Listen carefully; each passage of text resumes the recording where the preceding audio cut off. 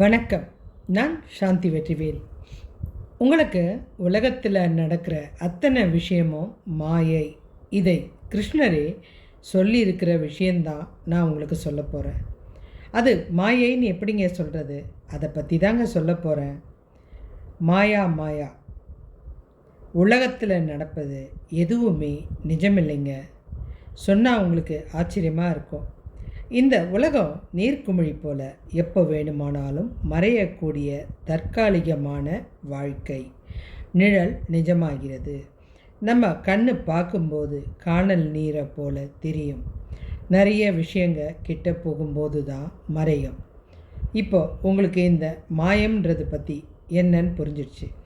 உண்மை இல்லாத ஒன்றை உண்மை என்று நம்பும் மனித இயல்பை சொல்கிறது தான் இந்த மாயம். இந்த வாழ்க்கையை பற்றி நீங்கள் கண்டிப்பாக தெரிஞ்சுக்கணுங்க. அதுக்கு முன்னாடி நமக்கு எப்பவும் போல் ஒரு புராண கதை தேவைப்படுது. நான் உங்களுக்கு கதை சொல்லி ஒரு விஷயத்தை புரிய வைக்கிறதுக்கு காரணம், அந்த கதைன்றது குழந்தையிலேருந்து நம்ம மனசில் பதிஞ்ச ஒரு விஷயம். அந்த கதை ஞாபகம் வந்தால் உங்களுக்கு இந்த விஷயம் கண்டிப்பாக உங்கள் மனசை விட்டு போகாது. இதுக்காக தான் இதெல்லாம் சொல்கிறேன்.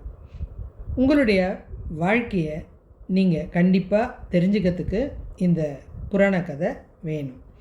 நாரதருடைய 30 நொடிகள் நம்முடைய 12 ஆண்டு வாழ்க்கைக்கு சமம். ஆச்சரியமாக இருக்கு இல்லையா? வாழ்க்கையை 30 நிமிஷத்தில் பார்க்கக்கூடிய அந்த கதையை பற்றி நீங்கள் கண்டிப்பாக தெரிஞ்சுக்கிட்டிங்கன்னா, இந்த உலகத்தில் நாம் படுற கஷ்டம், அவமானம், துரோகம் எல்லாமே உண்மை அப்படின்னு நம்பிக்கிட்டு இருக்கோம். ஆனால் மகாபாரதத்தில் ஒரு ரகசியம் சொல்லுது, நீங்கள் பார்க்குறது எதுவுமே உண்மை இல்லைங்க, இது எல்லாமே கனவு தான். கனவுன்னு சொல்கிறத விட இது எல்லாமே மாயம்தான். நம்ம நாரத முனிவர் இருக்கார் இல்லையா, அவருக்கே இந்த உலகம் மாயேன்றதை கிருஷ்ணர் ஒரு பாடமாக சொல்லியிருக்காருங்க.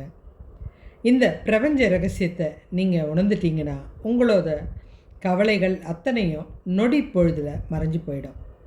ஒரு தடவை இந்த நாரதருக்கு சந்தேகம் வந்துருச்சுங்க.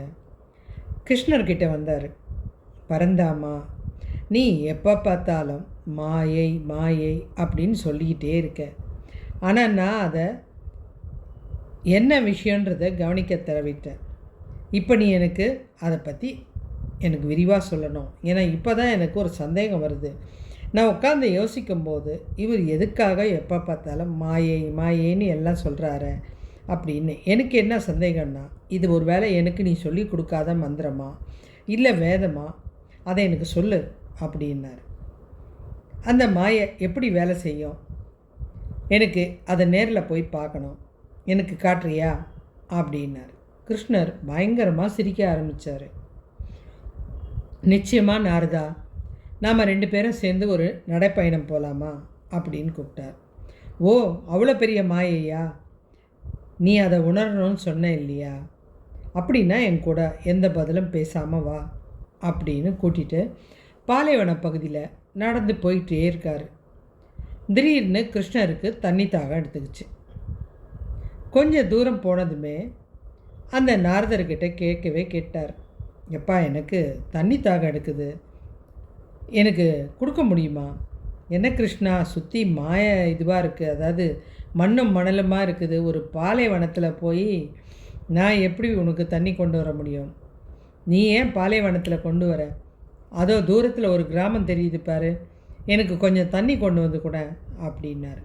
நாரதரும் அந்த கிராமத்துக்கு போய் ஒரு வீட்டு முன்னாடி போய் கதவை தட்டினார். கதவை தட்டினதுமே உள்ளே இருந்து ஒரு அழகான பெண் கதவை திறந்து நாரதரை பார்த்தா. நாரதரும் அந்த பெண்ணை பார்த்ததுமே பிரமிச்சு மயங்கி போய் நின்றுட்டார். அவள் அழகு அப்படியே அவரை கவர்ந்துருச்சு. பெண்ணே, நீ தனியாவா இருக்கிற, உனக்கு பயமா இல்லையா அப்படின்னு கேட்டார். இல்லை சாமி, நான் உங்களை இதுக்கு முன்னாடி பார்த்ததே இல்லையே அப்படின்னு பல விஷயத்தை கொஞ்ச நேரம் அப்படியே பேச ஆரம்பிச்சிட்டாங்க.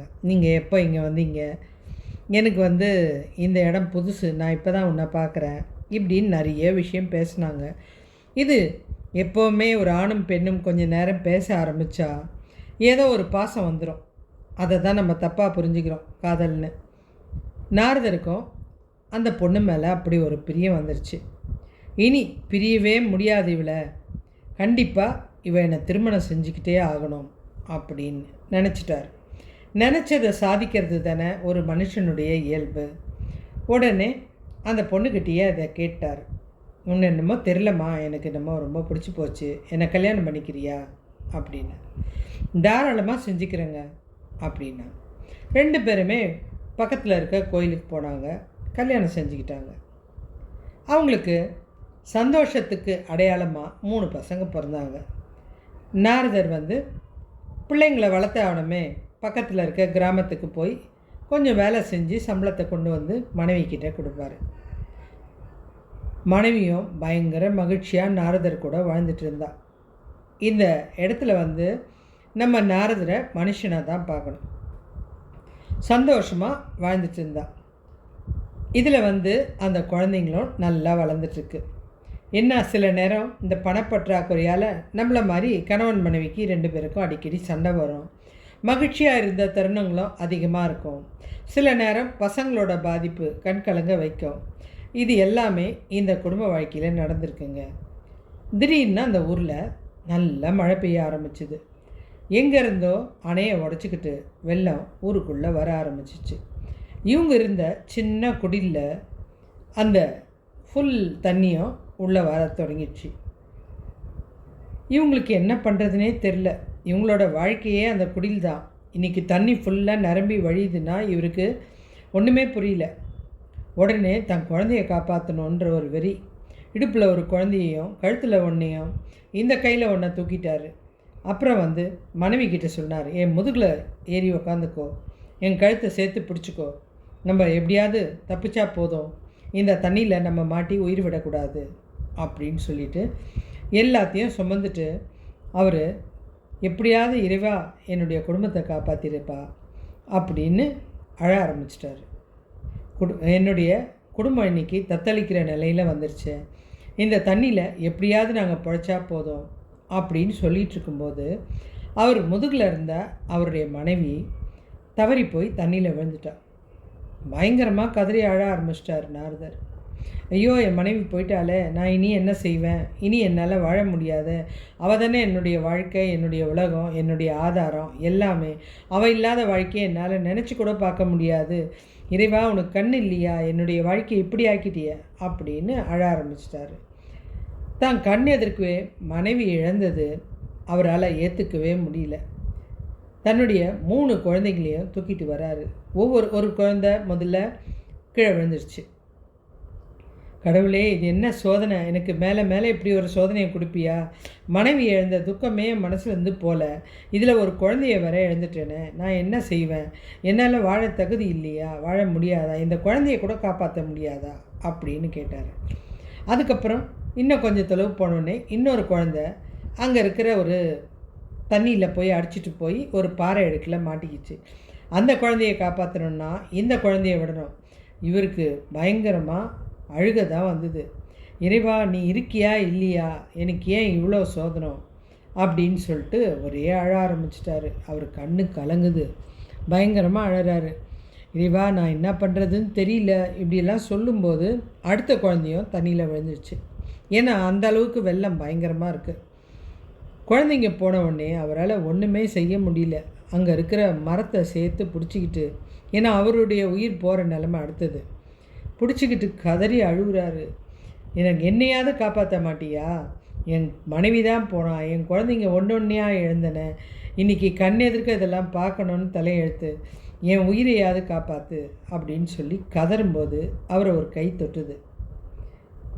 அங்கே நின்றுட்டு இருந்தது கிருஷ்ணர் தான்.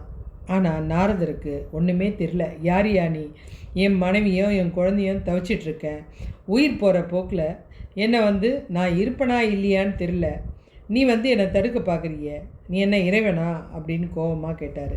நாரதா, என்ன தெரியலையா, நான் உன்னோட இறைவன் தான் அப்படின்னாரு. என்னையா, என் வாழ்க்கை பறி போயிடுச்சுன்னு அலறிக்கிட்டு இருக்கேன், இறைவன் சொல்லி பொய் சொல்லிக்கிட்டு இருக்கிய அப்படின்னும்போது கிருஷ்ணர் பயங்கரமாக சிரிக்க ஆரம்பித்தார். நாரதருடைய தலை மேலே கை வச்சார். நாரதா, நான் உங்ககிட்ட தண்ணி கேட்டேன், 12 வருஷமாக இங்கே தான் நின்றுருக்கேன் அப்படின்னாரு. நான் சொல்கிறது உனக்கு புரியுதா அப்படின்னு கேட்டார். அப்போ தான் நாரதருக்கு நடந்த விஷயம் தெரியுது. ஆமாம், இந்த கிருஷ்ணர் வந்து தண்ணி கேட்டார், நானும் கொண்டு வரலான்னு போனேன் அப்படின்னோடனே அவருக்கு நினைவை கொடுக்குறாரு. தண்ணியை எடுக்க போன இடத்துல அந்த பொண்ணை பார்த்தேன், அப்படியே கல்யாணம் பண்ணோம், வாழ்ந்தோம், குழந்தைங்க பிறந்துச்சு, ஒன்றுத்துக்காகவும் உழைக்க வேண்டியதாச்சு. இவ்வளவும் முடிச்சுட்டு தண்ணியில் மொத்த குடும்பத்தையும் இழந்து தவிக்கிறேன்னு அப்படின்னு அவருக்கு நினைக்கும்போது தேம்பி அழ ஆரம்பிச்சிட்டார். சுயநினைவுக்கு வந்ததுமே அழுகுறாரு. அழுகும்போது கிருஷ்ணர் பயந்தே போயிட்டார். ஏயா, இப்போது நான் சொல்கிறேன், உனக்கு புரியல, நீ பார்த்தது அத்தனையும் மாய. சொன்னால் புரியலையா? நான் உன்னை தண்ணி கேட்டேனே, தண்ணி கேட்டீங்க, நான் மறந்துட்டேன் என் குடும்ப நிலைமையை நினச்சி. நான் தண்ணி கேட்டது வெறும் 30 நிமிஷத்துக்கு முன்னாடி தான். நீயும் 30 நிமிஷம்தான் தவறி போயிட்டு இப்போ வந்திருக்க. ஆனால் அந்த 30 நிமிஷம் எனக்குன்னா உனக்கு அது 12 ஆண்டு காலம். இப்போ உங்களுக்கு ஒரு விஷயம் புரிஞ்சிருக்கும். அவருடைய இறைவனுடைய 30 நிமிடம் என்பது நம்முடைய 12 ஆண்டு கால வாழ்க்கைக்கு சமம். இப்போது அவர் 1 மணி நேரம், அந்த இறைவனுக்கு 1 மணி நேரம்னா நமக்கு அது 24 வருஷம் ஆகுது. இந்த 12 வருஷத்துக்குள்ள வாழ்ந்த வாழ்க்கை, பெற்ற பிள்ளை, துயரம் எல்லாம் 30 வினாடி நடந்த ஒரு மனப்பிரமை. இதுதான் மாயை. இதை தாயா நான் தினமும் உங்களுக்கு சொல்கிறேன், யாருமே கேட்கறதில்ல அப்படின்னாரு. 30 நிமிஷம்தாங்க இவர் காத்துக்கிட்டு இருந்த நேரம். ஆனால் நீ 12 வருஷ வாழ்க்கையை வாழ்ந்துட்டு வந்திருக்க. நான் எந்த விதத்தில் சொன்னாலும் யாரும் நம்புறதில்லை. இப்போ உனக்கு கண்டிப்பாக புரிஞ்சிருக்கும், இந்த உலகத்தில் நீ அனுபவிக்கும், அதாவது இந்த உலகத்தில் நீங்கள் அனுபவிக்கிற கஷ்டங்கள், நீங்கள் மற்றவர்களுக்கு நல்லது செய்து அவர்கள் உங்களை திட்டும்போது நீங்கள் கவலைப்படுவது நாரதன் இழந்த பிள்ளைக்காக அழுந்த கவலைக்கு சமம். ரெண்டுமே ஒரு கணநேர கனவுதான். உங்களுக்கு இது அழகாக புரிஞ்சிருக்கும். பிரபஞ்சன்றது மிகப்பெரிய திரைப்படம். அதில் ஓடுற நிழல் காட்சிகள், அந்த பாவங்கள் அத்தனையும், நம்ம வாழ்க்கையில் நடக்கிற அத்தனையும் நமக்கு நிஜமில்லை. நமக்கு அது புரியாது நடக்கிற ஒரு விஷயம். இந்த மாய வலையில் நம்ம எல்லாருமே அதில் மூழ்கி போயிருக்கோம். நடக்கிறது எல்லாம் மாயன்னு தெரியறதில்ல. திடீர்னு ஒருத்தர் போகும்போது, இவ்வளோ நாள் நம்ம கூட இருந்தார், இவர் எங்கே போனாருன்னு தெரியல. திடீர்னு ஒரு குடும்பத்தில் ஒரு வரவு நடக்கும்போதும், இந்த குழந்தை இது வரைக்கும் எங்கே இருந்தது, இப்போ திடீர்னு நம்மக்கிட்ட வர வேண்டிய அவசியம்னா, இது எல்லாமே மாயமான வாழ்க்கை தான். இது ஒன்றும் அந்த நாரதர் இழந்த ஒவ்வொரு விஷயத்துக்கு கதறி அழுதது போல தான் நம்ம வாழ்க்கையை, நம்ம எல்லா விஷயமும் மாயன்னு தெரிஞ்சோம் நம்முடைய வாழ்க்கையை இழந்துக்கிட்டு இருக்கோம். இது புரிஞ்சுக்கிட்டால் உங்கள் கிட்ட நடக்கிற எல்லா விஷயமும் படம் மாதிரி பார்த்து ரசிப்பீங்க. எப்படிங்க வாழ்க்கையை போய் படம் மாதிரி பார்த்து ரசிக்கிறது? முக்கால்வாசி சித்தர்கள் இதை படமாக ரசிக்கிறதுனால தான் இறைவனை சந்திக்க முடியுது. நம்ம தான் இதை வாழ்க்கையாக புரிஞ்சுக்கிறதுனால ஒருத்தர் அவமானப்படும் போது கதறி அழுகிறோம். நம்ம வீட்டில் ஒரு துன்பம் நடக்கும்போது ஏற்றுக்க முடியாமல் தவிக்கிறோம். சந்தோஷம் வந்தால் அளவுக்கு அதிகமாக குதிக்கிறோம். இது எல்லாமே ஒரு நிமிஷத்தில் இறைவன் வந்து திரைப்படம் பார்த்துக்கிட்டு இருக்காரு. நம்மளுடைய காட்சியை அடிக்கடி மாற்றிக்கிட்டு இருக்காரு. இது நதி போல் எங்கேயும் தடை இல்லாமல், இன்றைக்கி இருக்கிற நதி நம்ம எந்த இடத்துல கால் வச்சோன்னு தெரியாது. அதே போல் நம்ம வாழ்க்கையில் நடக்கிற ஒவ்வொரு விஷயமும் மறைஞ்சி அடுத்த நிமிஷம் வந்திருக்கோம். இதை நம்ம கண்கூடாக பார்த்துருப்போம். சில நேரம் நம்ம வாழ்க்கையில் மிக பெரிய பிரச்சனை வந்திருக்கும். அப்போ நம்ம வந்து அழுதுருப்போம். இதை எப்படி சமாளிக்க போகிறேன், இதை நான் கடந்து வருவேனா, இதை நான் எப்படி பார்க்க போகிறேன், ஃபேஸ் பண்ண போகிறேன் தெரியலையேன்னு நினைக்கும்போது திடீர்னு எப்படியோ அந்த விஷயம் ஒரு நிமிஷத்தில் மறைஞ்சு போயிருக்கும். நான் எதிர்பார்க்கவே இல்லை, நேற்று வரைக்கும் எப்படி முடிய போகுதுன்னு நினச்சேன். ஆனால் அது முடிஞ்சு போயிட்டுருக்கும். ஆனால் காலம் கடந்து யோசிக்கும்போது நமக்கு இதெல்லாம் வியப்பாக இருக்கும். அன்றைக்கி ஒரு நாள் நான் இதை எப்படி பண்ண போகிறேன்னு நினச்சேன். ஆனால் இது எப்படியோ முடிஞ்சிடுச்சு. இது நிறைய மிராக்கள் எல்லாருடைய வாழ்க்கையிலும் நடந்திருக்கும். ஒரு நாள் சாப்பாடே இல்லாமல் இருந்திருக்கும். நம்ம அப்புறம் யோசிப்போம், இதெல்லாம் ஒரு வாழ்க்கையான்னு. ஆனால் கொஞ்ச நாள் கழித்து நம்ம டேபிள் மேலே ஏகப்பட்ட உணவு இருக்கும். ஆனால் அதை பார்த்தோம் நம்மளால் சாப்பிட முடியாமல் பார்த்துக்கிட்டு இருப்போம். ஏன்னா அத்தனை பிரச்சனை இருக்கும் நம்ம உடம்புல. இப்போ வசதி கூடி இருக்கலாம். ஆனால் அந்த நிலையில் இருந்ததும் நம்மளுக்கு ஞாபகம் இருக்குது, இதுவும் ஞாபகம் இருக்குது. ஆனால் இதெல்லாம் மாயன்னு தெரியுது. எதிர்க்க ஒரு வீட்டில் ஒருத்தர் மரணம் ஏற்படுது, அதை பார்க்குறோம். கண்டிப்பாக இன்றைக்கி நேற்று வரைக்கும் பார்த்த அந்த மனுஷன் இன்றைக்கி இல்லை. போன வாரம் நம்மக்கிட்ட பேசின ஒரு மனுஷன் இன்றைக்கி இந்த உலகத்தில் எவ்வளோ பணம் கொடுத்து தேடினாலும் கிடைக்கல. இது எல்லாம் தெரிஞ்சோம் நம்மளால் இதெல்லாம் அப்படியே ஏற்றுக்க முடியல. எதுவும் நிஜமில்லைன்னு தெரிஞ்சோம் நம்ம இதை நம்பிக்கிட்டு வாழறோம். இதை நீங்கள் அத்தனையும் திரைப்படமாக அழகாக பார்த்தீங்கன்னா உங்களுடைய வாழ்க்கை சந்தோஷமாக இருக்கும். எல்லா படமும் ஒரே மாதிரி இருக்காதுங்க. ஒவ்வொரு படத்தில் ஒவ்வொரு விதமான கதை இருக்கும். யாருமே இதை ரசித்து வாழறதில்ல. ஆனால் நம்ம வாழ்க்கையில் நடக்கிற இன்பம் துன்பத்தை சமமாக எடுத்துக்க ஆரம்பித்தோம்னா நிச்சயமாக நம்ம வாழ்க்கையில் நடக்கிற எல்லா விஷயமும் நம்மளை பாதிக்காது. நம்ம இது ஒரு விஷயமும் பாதிக்கிறதுனால தான் மகிழ்ச்சியை அளவுக்கு அதிகமாக நினச்சி தேவையில்லாத செலவுகளை பண்ணி மற்றவங்க மனசை காயப்படுத்துகிறோம்.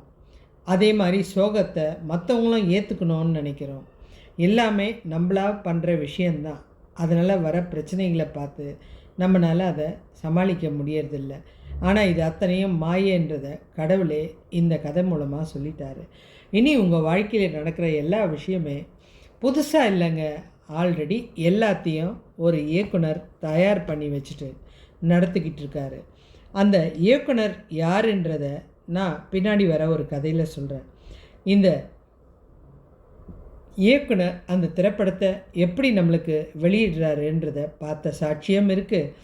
அந்த இயக்குனர்கிட்ட போய், அதாவது ஒரு துணை இயக்குனராக சேர்ந்த ஒருத்தர் எப்படி உலக அதிசயம் அத்தனையும் தெரிஞ்சுக்கிட்டாரு அப்படின்ற விஷயத்தை, இந்த பிரபஞ்ச ரகசியம் மொத்தத்தையும் உங்களுக்கு வரப்போகிற சில எபிசோடுகளில் பார்க்க போகிறீங்க.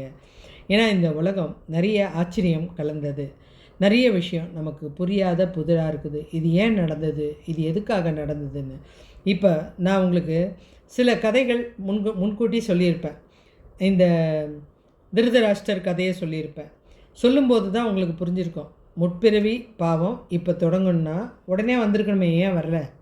கடவுள் என்ன மறந்த போன அப்புறம் கொடுக்குறாரா? இல்லை, அப்போ நீங்கள் பண்ண தப்பு என்னான்னு தெரியாது. ஆனால் அதை நிறைவேற்றணுன்னா அதுக்குண்டான வாய்ப்பு சூழ்நிலையெல்லாம் உங்கள்கிட்ட வந்தால் தான் அதை நிறைவேற்ற முடியும். இது நமக்கு கொடுக்குற தண்டனை இல்லைங்க.